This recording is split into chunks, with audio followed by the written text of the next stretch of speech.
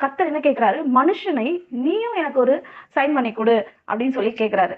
அதுதான் என்ன அந்த உடன்படிக்கை என்னன்னு ஆதியாகமம் 17ஆம் அதிகாரத்துல வாசிப்போம். ஆபிரகாம் 99 வயதான போது கர்த்தர் ஆபிரகாமுக்கு தரிசனமாகி, நான் சர்வ வல்லமை உள்ள தேவன், நீ எனக்கு முன்பாக நடந்து கொண்டு உத்தமனாயிரு. நான் உனக்கும் எனக்கும் நடுவாக என் உடன்படிக்கையை ஏற்படுத்தி உன்னை மிகவும் திரளாய் பெருகப்படுவேன். இங்க என்ன சொல்ல வராரு, உனக்கும் எனக்கும் நடுவாக உடன்படிக்கையை ஏற்படுத்துவேன். அப்போ உனக்கும் எனக்கும் சொல்லும் போது அது ஆபிரகாமுக்கும் கர்த்தருக்கும் மட்டுமானதல்ல, ஆபிரகாமுக்கும் அவன் சந்ததி முழுவதுக்குமான அது உடன்படிக்கை தான் அது சொல்லுறார் கர்த்தர். உடன்படிக்கையை ஏற்படுத்தி உன்னை மிகவும் திரளாய் பெருக பண்ணுவேன் அப்படின்றாரு. அப்பொழுது ஆபிரகாம் முகம் குப்புற விழுந்து வணங்கினான். தேவன் அவனோட பேசி, நான் உன்னோடே பண்ணுகிற என் உடன்படிக்கை என்னவென்றால், நீ திரளான ஜாதிகளுக்கு தகப்பனாவாய். அவருடைய ஆசீர்வாதங்களை சொல்றாரு பாருங்க. நீ திரளான ஜனங்களுக்கு தகப்பனாவாய். இனி உன் பேர் ஆபிராம் எனப்படாமல் நான் உன்னை திரளான ஜாதிகளுக்கு